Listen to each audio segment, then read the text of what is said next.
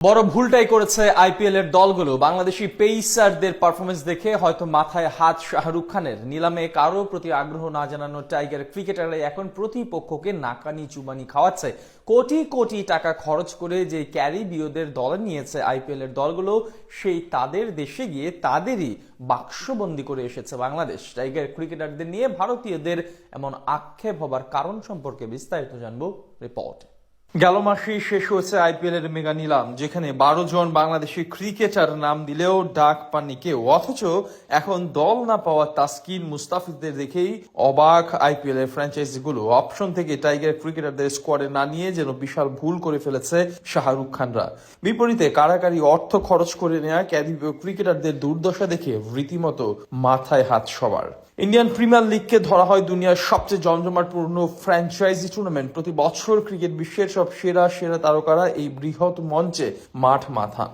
বিপরীতে সবসময় কথিত থাকে আইপিএল এ বাংলাদেশের ক্রিকেটারদের উপেক্ষা করা হয়। পারফর্ম করা সত্ত্বেও তেমন কাউকে দলে নেওয়া হয় না, যার সবচেয়ে বড় উদাহরণ বলা চলে এবারের আসর।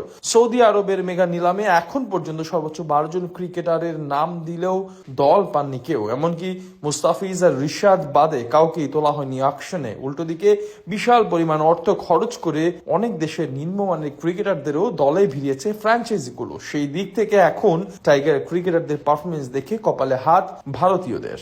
ক্যারিবীয় দ্বীপপুঞ্জে ওয়ানডে আর টেস্টে না পারলেও টি-20 ফরম্যাটে এসে ঠিকই নিজেদের চেনা ছন্দে ফিরে আসে লিটন বাহিনী, যেখানে দলগতভাবে প্রায় সবাই পারফর্ম করছে। বিপরীতে কোটি টাকা দামের ক্যারিবীয় ক্রিকেটাররা হয়েছে নাস্তানাবুদ।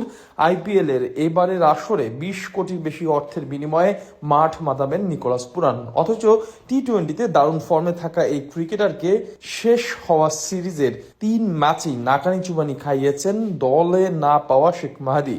তার স্পিন ভেলকিতে 3 বারই পরাস্ত হয়েছেন নিকোলাস পুরান। এমনকি সিরিজে সর্বোচ্চ উইকেট শিকারী ছিলেন এই ডান হাতি। অন্যদিকে নিলামে তাসকিনের নাম না উঠলেও এই সিরিজে ঠিকই উজ্জ্বল ছিলেন তিনি। বল হাতে নিজের সামর্থ্যের তো প্রমাণ দিয়েছেনই, সাথে আইপিএল এর দলগুলোকেও মুখ্যম জবাব দেন ঢাকা এক্সপ্রেস।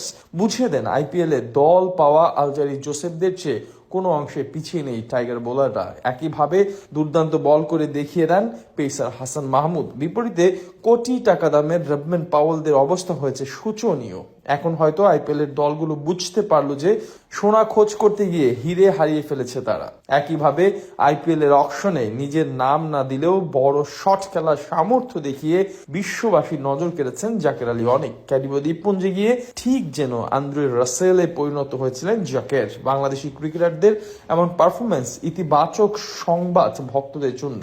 বিপরীতে আক্ষেপ বাড়াচ্ছে শাহরুখ খান, প্রীতি জিন্তা আর মুকেশ আম্বানিদের।